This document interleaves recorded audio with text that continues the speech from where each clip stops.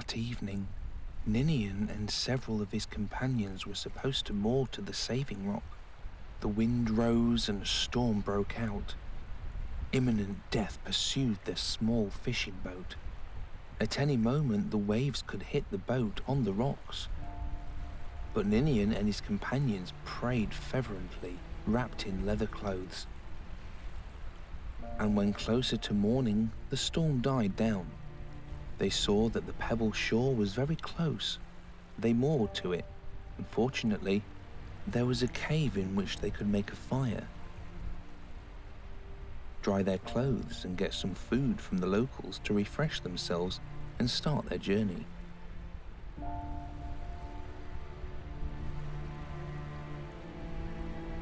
For many millennia, the cold waves of the Atlantic and North Seas washed this beautiful and eternally green island, the last citadel of paganism in Europe.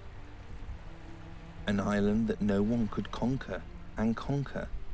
He himself conquered kings and leaders, but there were people who won the hearts of the inhabitants of the island, not with sword and fire, but with the word of Christ's love.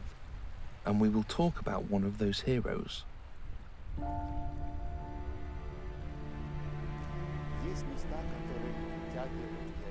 And among these beautiful rivers, lakes and hills, in a rich family of a landowner in 360, a boy was born whose name was Ninian.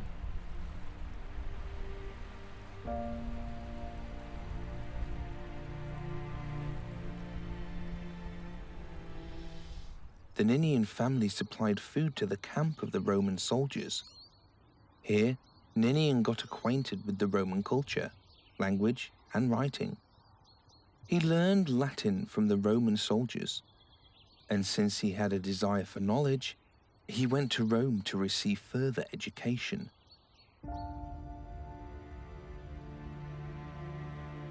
There he met Christians and decided to become a disciple of Christ, and also to preach among his people in England and Scotland. After completing his studies in Rome, Pope Siricius blessed him to serve as a missionary in Britain, providing him with everything he needed to preach. First of all, the books of Scripture.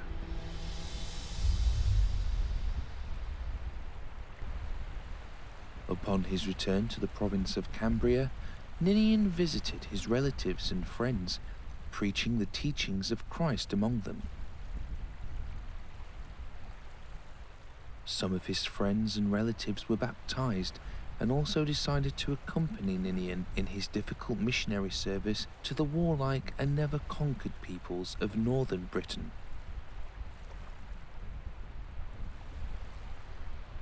And Ninian set off on his journey.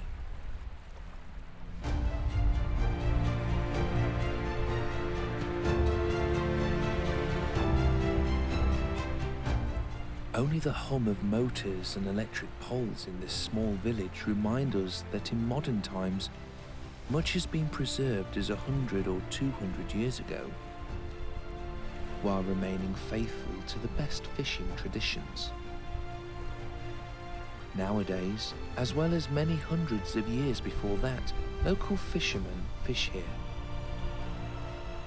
Thanks to the arrival of tourists and pilgrims, cafes and restaurants and hotels work here. But the main thing is that the name of this place is Whithorn Island. But the island is no longer the same as it was before 1790. Improving the harbour, built a dam that connects the island with the rest of Britain. And earlier, there was a small island which was called Whithorn, which means saving rock, i.e., who got to her during the storm and he was saved.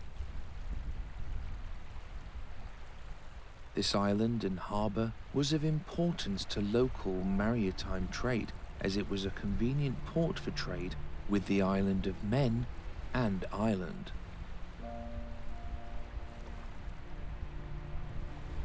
Small merchant ships and fishing boats were also built here, but after the 1900s, merchant ships stopped here less and less, and yachts and small fishing boats began to take their place in the harbour.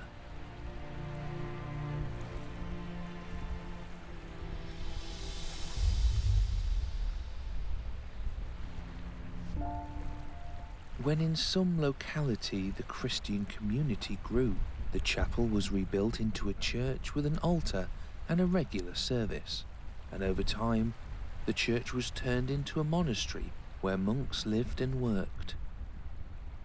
Of course, the first Christian monks were very different to the monks of our time or from the times of Reformation. During the time of the first Christians, monks performed the work of doctors, teachers. Among them were many scientists and theologians, and they were also engaged in writing the holy books and teaching the local population to read and write.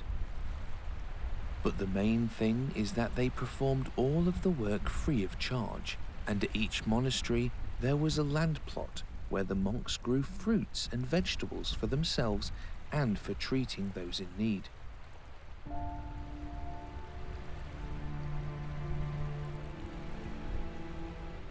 But 3 miles from here on the seashore, there is still a very interesting place, and we will now go there. Of course, not for the reason as it happened with Ninian and his friends during a night storm, but overland. From the parking lot, we will have to walk along this ravine in which a small river flows for about 2 kilometers. On this pebble shore at night after a storm, Ninian's boat moored with her friends.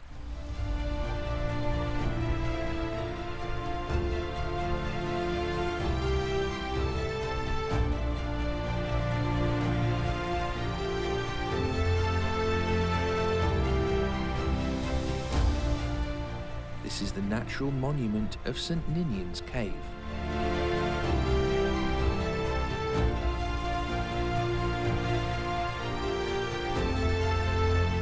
Every year at Easter, pilgrims and parishioners come to this cave to honour the memory of St. Ninian, for from this place the preaching of Christianity in Scotland is officially considered.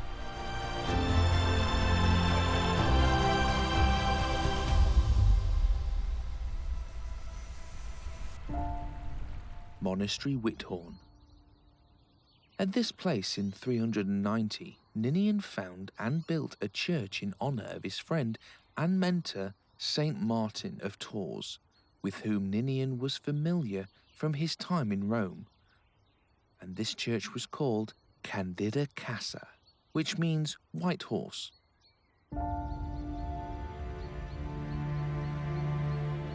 Let's briefly say about Martin. He was born into a non-Christian family in Hungary. From childhood dreamed of becoming a monk preacher, but by the decision of his parents, he was sent to the Roman army, where he showed high qualities of piety and virtue. As soon as he got the opportunity, he refused military service because he considered murdering people not Christian behaviour. He died in France in the city of Tours in 397, where he was bishop.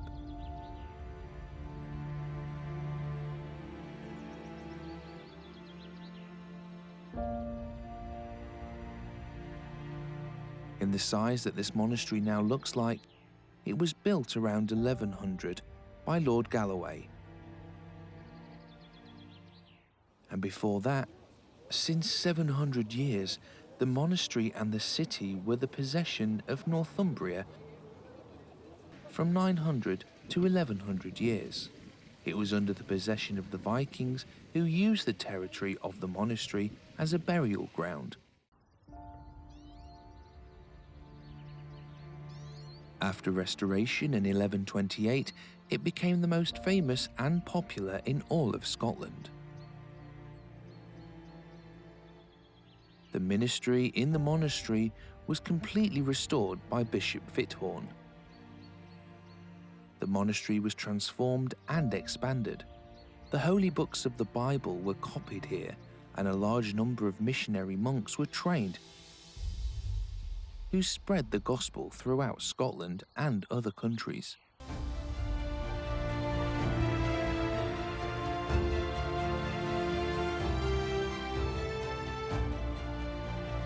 During the Reformation in 1560, the monastery fell into disrepair. In 1302, the future King of England, Edward II, prayed in this monastery. In 1329, in this monastery, King Robert the Bruce, 3 months before his death, visited this monastery and prayed for the forgiveness of sins and healing from leprosy. In 1563, the monastery was visited by Queen Mary of Scots. And in 1955, the monastery was visited by the now living Queen of Great Britain, Elizabeth II.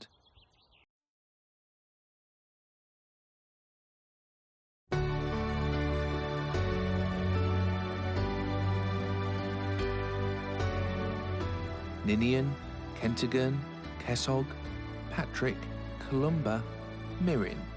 There were a lot of them. We don't even know many names. They were of different property and social origin. Many of them abandoned luxury and rich life. It was they who spread the Christian faith passed down from generation to generation throughout the world. And their deeds follow them and will go on forever.